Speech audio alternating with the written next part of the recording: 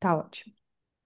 Olá, amigos e amigas. Mais um vídeo da nossa série Mulheres Poderosas Conquistando Espaços. E é sempre bom lembrar que a gente não está conversando com super mulheres ou heroínas ou mulheres mágicas, mas mulheres que conquistaram os seus espaços e que essa questão do poder passa por construir alguma coisa, acreditar em alguma coisa.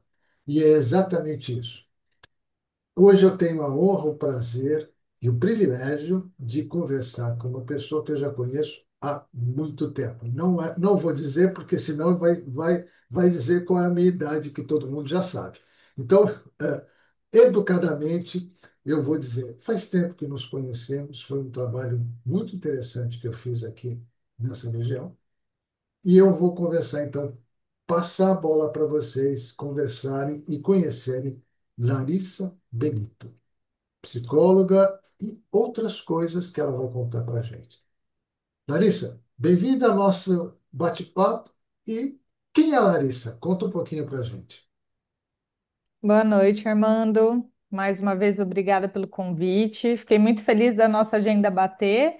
Não porque a minha agenda seja muito difícil, mas a gente estava tentando se organizar já faz um tempo. E como você disse, eu acolho sua educação de dizer, não dizer quanto tempo faz que a gente se conhece, mas eu acho que foi uma grata surpresa, né? Desde que você me fez o convite, eu comecei a repensar, né, a minha história. Falei, bom, vou contar um pouquinho disso.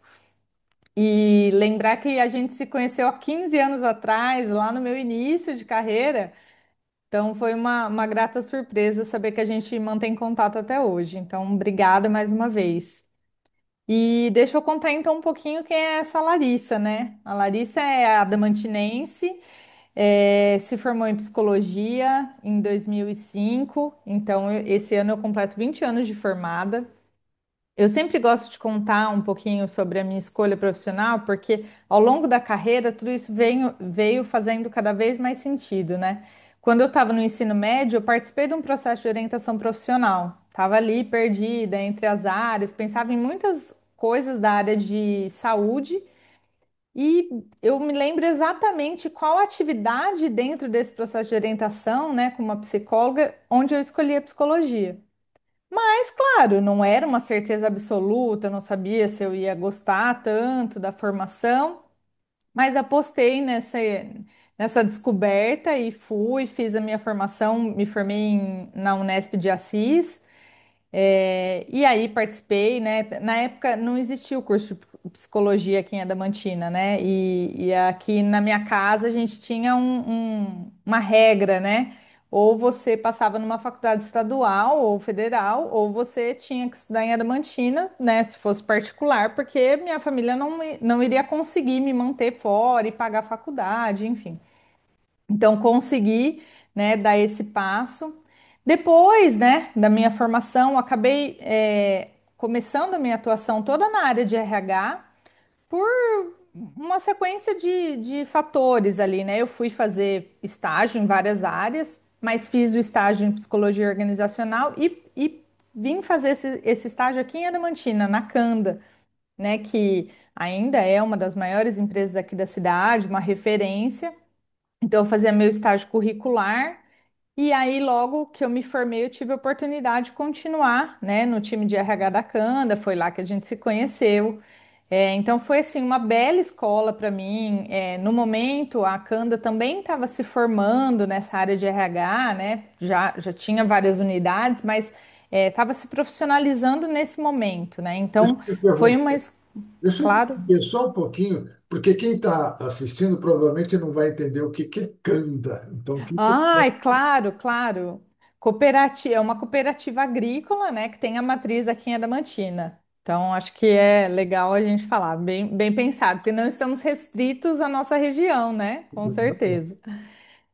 Então, aí comecei a minha carreira, então continuei, né? Acabei continuando do estágio curricular, fui efetivada. E aí, depois de quase 4 anos na Canda, acabei indo para uma outra empresa, uma indústria alimentícia. E aí tive uma carreira um pouco mais longa, 11 anos nessa empresa. Então, eu acabei me formando ali nessa área de RH, apesar da clínica, né, ser um pouco menina dos olhos para quem faz psicologia, todo mundo pensa nisso, mas eu não tinha muito espaço de conciliar uma segunda atuação, enfim. Então, eu acabei desenvolvendo minha carreira na área de RH. E você sabe que uma dúvida que me batia há muito tempo era assim: nossa, mas será que eu sou psicóloga mesmo? Será que essa atuação que eu faço é uma atuação de psicóloga?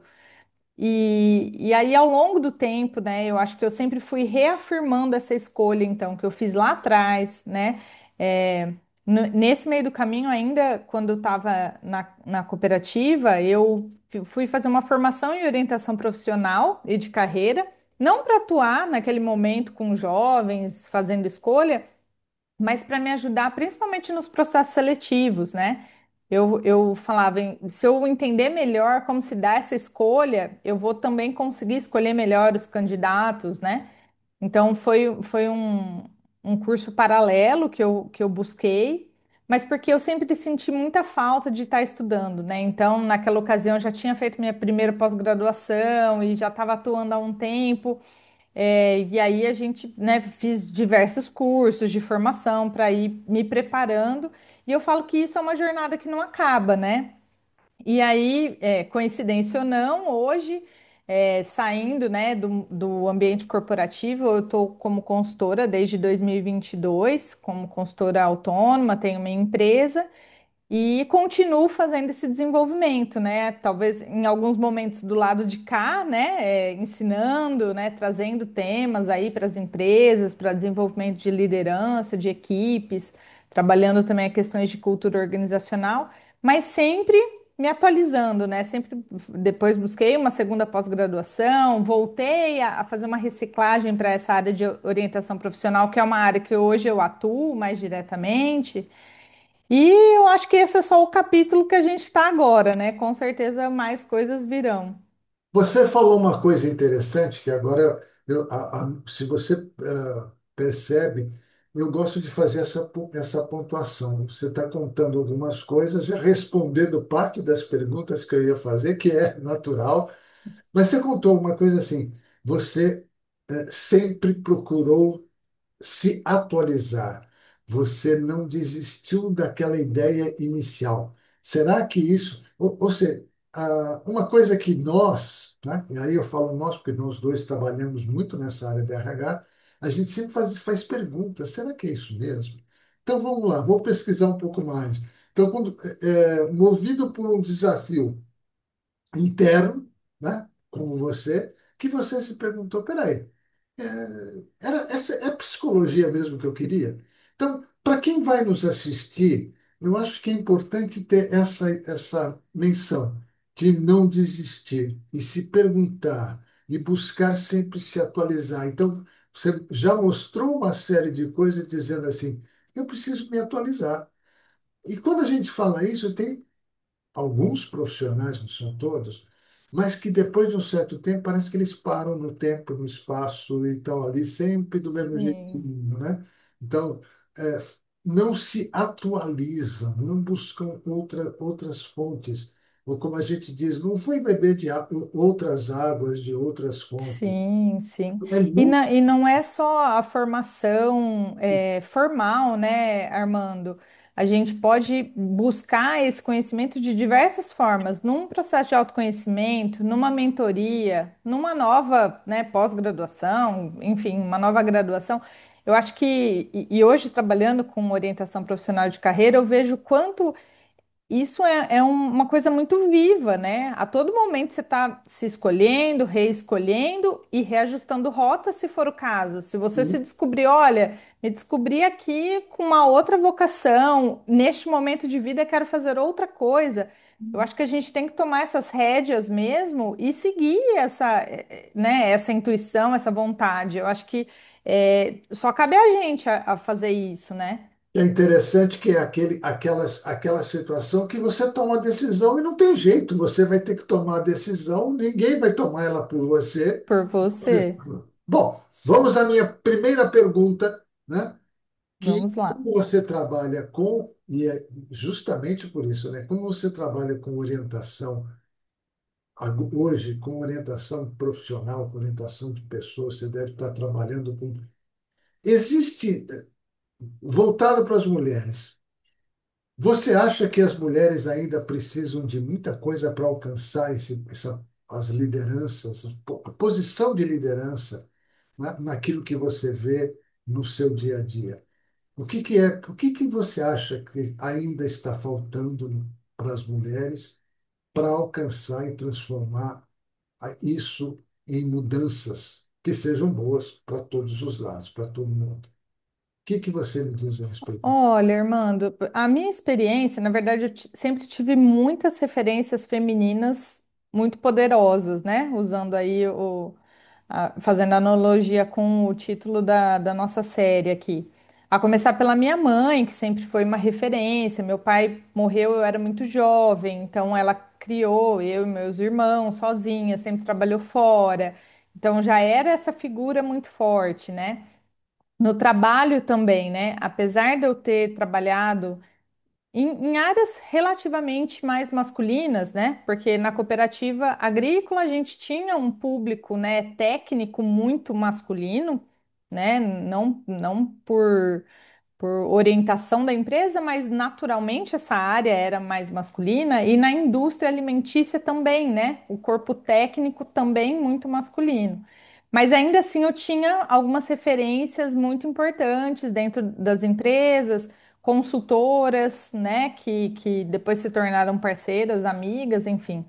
Então, eu não posso dizer que eu vejo a mulher numa posição ainda muito desfavorecida, mas é claro que existe, né, como a gente falou, áreas que às vezes são mais masculinas, posições, né? Se a gente olhar para as posições de liderança de uma maneira geral, ainda existe muito desequilíbrio, né? Não estamos ali em pé de igualdade.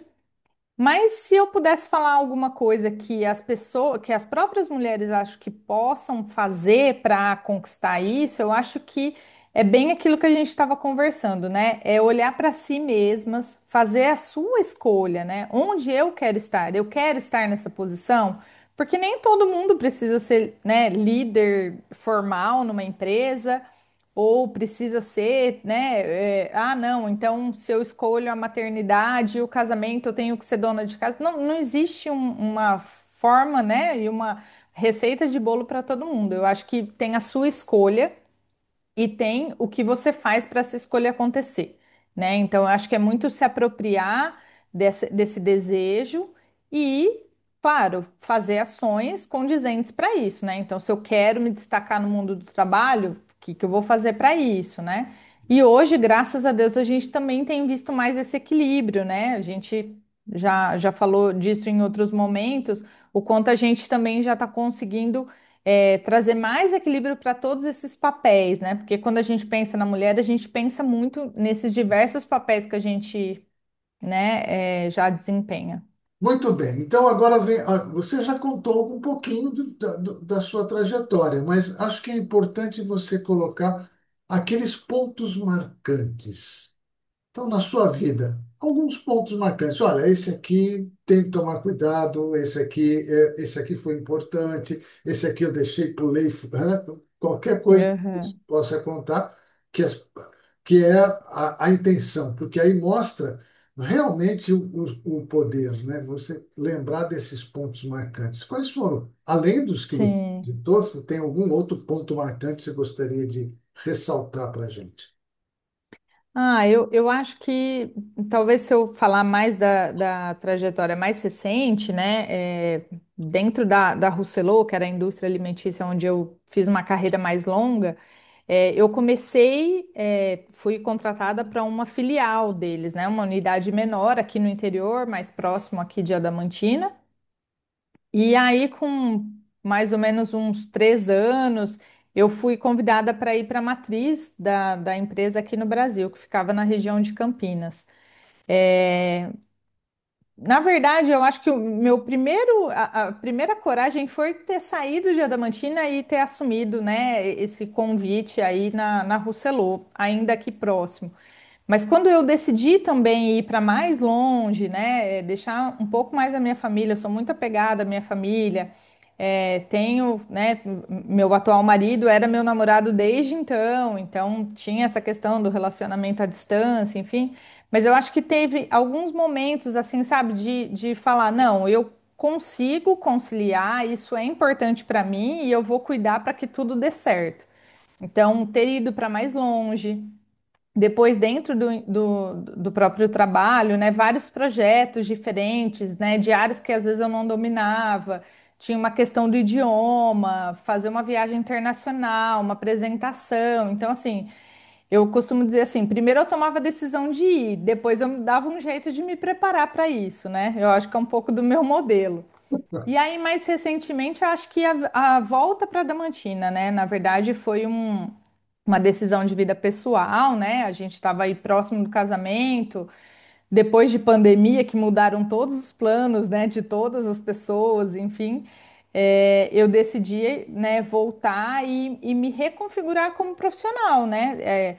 Apesar da parte de consultoria sempre ter sido algo que eu guardei ali como uma opção, porque na verdade, quando eu estava em Adamantina, lá no começo da minha carreira, eu acabei fazendo pontualmente algumas consultorias locais, porque as empresas menores de Adamantina acabavam me procurando. Ah, você não faz um recrutamento de seleção para mim? Você não faz um treinamento para minha equipe? Então foi uma coisa assim meio, né, incipiente ali no começo, mas que, né, nesse momento voltou. Mas foi muito mais motivado por uma decisão de vida pessoal. Então foi novamente, primeiro eu vou, depois eu me organizo, mas assim restabelecer esse equilíbrio, né, de me configurar como empresa, de atuar, de buscar novos clientes, foi um desafio aí para mim, que eu acho que são coisas que, né, várias pessoas, várias mulheres passam na vida, né? Você faz uma escolha e aí você tem que se ajustar em outros campos. Pontualmente, como você disse, né, ali, ó, pontuando o que você disse, a escolha, a gente tem que, muitas vezes, ir, vou embora, vou ser, né, e está sendo mais ou menos, não sei se a gente pode classificar como medo, mas está sendo mais ou menos, em quase todas os bate-papos que eu estou tendo o prazer de ter, vou com medo, mas vou com medo. Vou com- Vou com medo, mas vou. Mas vou, né? É isso aí. Aí eu vou arrumar coragem para fazer. O medo é alguma coisa. Mas é interessante que você pontuou outra vez que você nunca deixou de se especializar naquilo que você faz. Quer dizer, você já fazia, gostou, mas agora eu vou estudar um pouco mais e eu vou aprender ao que estou lá a partir de uma escolha. E eu acho que isso não é só para as mulheres, não. Isso a gente sabe Com certeza. para o ser humano como um todo. Olha, nós estamos num momento, né? E aí você sabe muito bem disso, que a gente está tendo aí a famosa NR1, que está todo mundo conversando e já está Sim, mexendo com todo mundo.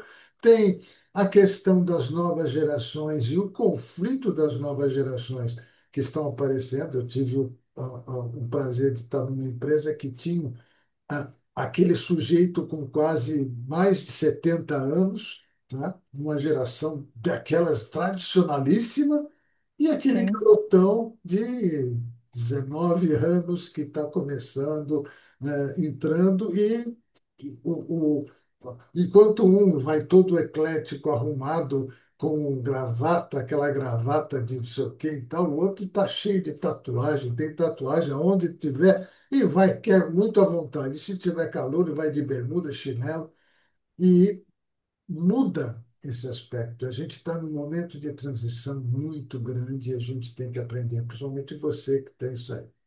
Então, a com pergunta que certeza. você também já começou a responder, mas que é legal, é a questão desse impacto que você acha que está tendo nas organizações, de maneira geral, essa questão do feminino, das emoções e do papel das mulheres na coisa. Porque aquela história sempre, o homem não chora, o homem não faz isso, o quê, né? E agora, de repente, já estão começando a falar de inclusive isso é o que a gente está falando, da questão da emoção, da cultura, do ambiente de trabalho, da capacidade dos líderes, que muitos deles às vezes não são dessas gerações, são de algumas gerações passadas, entenderem um pouco mais a respeito disso. Como é que você vê essa questão desses impactos? Você trabalhando como orientadora de carreiras, por exemplo. Eu acho que esses pontos, né, a gente que trabalha nessa área, a gente sempre entendeu como importantes, mas talvez a dificuldade era a gente trazer isso para o dia a dia, né? Se a gente tinha ali aquele público de líderes mais tradicionais, né, que foram também formados dessa forma, né? De dizer, não, aqui a gente tem que ser racional, a vida pessoal você deixa da porta para fora. E eu acho que também a mulher, né, trouxe isso de que, assim, eu sou uma pessoa só. A mesma pessoa que vem trabalhar é a mesma pessoa que vai para casa. Então, não tem esse da porta para fora. Claro que a gente tem espaços, né, limites, mas essa visão integrada do ser humano, que tem a razão, mas também tem a emoção, né? Que vai ter que tomar uma decisão e vai ter que se preparar, né? Tudo isso que a gente tem trazido, eu acho que talvez a figura da mulher mais presente no mercado de trabalho trouxe, eu acho que essa visão de uma forma mais concreta e hoje, né, isso está mais presente. Como você citou a questão da NR1, acho que era um outro sei lá, sonho meu da gente de RH, né? De olhar para as emoções, olhar para a felicidade no trabalho. Eu fiz recentemente até uma formação em relação a isso, né? De como a gente prepara, como a gente realmente traz essa questão da felicidade para dentro das organizações, mas sem aquele papo de vamos abraçar a árvore, porque isso não faz sentido, né? Tem que ser uma coisa que converse com a realidade. E graças a Deus a gente está vendo isso acontecer e a gente tem a oportunidade de trabalhar diretamente, né? Então, acho que isso é muito satisfatório, a gente presenciar esse movimento e ajudar nessa implantação, né? Nós temos muita coisa, muitos desafios, né, para transformá-los em oportunidades, mas acho que é um reconhecimento de algumas das áreas, principalmente no Ministério do Trabalho, né, como a gente diz, dos riscos psicossociais. Mas isso vai ser um papo, se a gente começar aqui a conversar, nós vamos passar A gente vai embora. né? Bom, uma pergunta agora que para a gente começar e já fechando o nosso bate-papo, a questão da representatividade, que você já comentou alguma coisa, mas você acha que a representatividade feminina nas organizações pode aumentar ou você acha que ainda temos dificuldades para essa representatividade delas, principalmente nas questões de liderança? Ainda está faltando alguma coisa? Como é que você vê isso? Não, eu acho que a gente tem o espaço, né? Acho que a gente tem conquistado esse espaço e acho que vai, né? Vou ser repetitiva aqui, mas muito do nosso posicionamento, eu acho que alguns limites, algum tipo de desigualdade, ele sempre existiu e ainda assim algumas pessoas conquistaram, né? Então eu acho que o que a gente deve é se apropriar das oportunidades, né? E sair talvez dessa posição de vitimismo que algumas pessoas se colocam, ah, mas nessa empresa não tem diretoras mulheres, então nunca vai ter. Não, né? Se eu quero isso, se eu me preparo para isso, né? Porque eu costumo falar, né, até da minha própria carreira, né? Ah, mas você teve muita sorte. Eu falo que sorte é você estar preparado quando a oportunidade chega, né? Ou se comprometer a corresponder, né? Nesse sentido de se preparar para isso. Então, eu acho que é muito disso. Eu acho que os espaços existem, as dificuldades também, mas eu acho que todas essas referências que a gente já tem mostram que é possível. E eu acho que a gente só tem que dar os passos que a gente quer mesmo. Você falou uma coisa que deixou aqui, que eu acho que nós temos que passar isso e deixar bem grande. Não seja vítima, seja protagonista, Sim. né? Para com o vitimismo, né? A gente fala isso muito, né, Armando, na carreira. a carreira é sua, a carreira não é da empresa. E muitas vezes acho que talvez o maior erro dos profissionais em geral é isso. Ah, mas eu não sou líder porque a minha empresa não me dá oportunidade ou porque ninguém me reconhece, enfim. Você pode fazer a sua carreira nesta empresa e em outras empresas, e tem caminhos para isso, né? Você está pronto para essa posição ou você só está almejando e colocando a culpa, né, do não acontecer na mão da empresa, do seu gestor, ou enfim. Então, eu acho que essa questão de se apropriar, né, protagonista, como você disse, é a melhor palavra para a gente assumir realmente o nosso futuro e chegar onde a gente quer chegar. E é interessante que você, se você fazer um paralelo, por exemplo, com algumas das profissões, com esses grandes profissionais que estão aí hoje, essa preparação não é mágica, não é de um dia para a noite que você. Com certeza. Então, você está me dizendo assim, "Bom, eu tenho 20 anos de experiência. Poxa, 20 anos de experiência, de trajetórias, de estudo, e está dizendo o seguinte, e acho que ainda preciso me atualizar. Com certeza. Aí você fala, puxa, mas será que depois de 20 anos a pessoa ainda precisa? Precisa, né? E aí, Sim, exemplos que nós temos de grandes profissionais, de grandes mulheres, de grandes homens, sejam lá como for, eles sempre estão dizendo para você, eu não parei, né? sim, com certeza. Muito bem, então, a pergunta agora é aquela pergunta gostosa no final que eu sempre gosto. Eu não gosto de conselhos. Eu acho que a gente não precisa dar conselho. Você vai dar dicas. Que dicas você daria para as mulheres que desejam quebrar barreiras em suas carreiras, que é o que você conhece, e ocupar espaços? Não quer dizer que sejam espaços dos outros, mas que dicas você pode dar para essas mulheres ocuparem esses espaços e quebrar as barreiras? Armando, sendo bem objetiva e fazendo jus à minha formação de psicólogo e toda essa atuação que eu tive, né, dentro das organizações, hoje também na área clínica e na orientação profissional, eu diria que autoconhecimento. Eu acho que autoconhecimento é a chave, assim, primordial para você saber, das as escolhas que você quer alcançar, você pensar nesse trajeto, nessa carreira que você quer assumir, né? Então, eu acho que tudo começa através do autoconhecimento. Existem diversas formas de você fazer isso, né? Tem muita coisa disponível. Um processo terapêutico pode te ajudar nisso, uma mentoria, um processo de coaching, uma entrevista, muitas vezes, de emprego, né? Já traz tantas referências assim.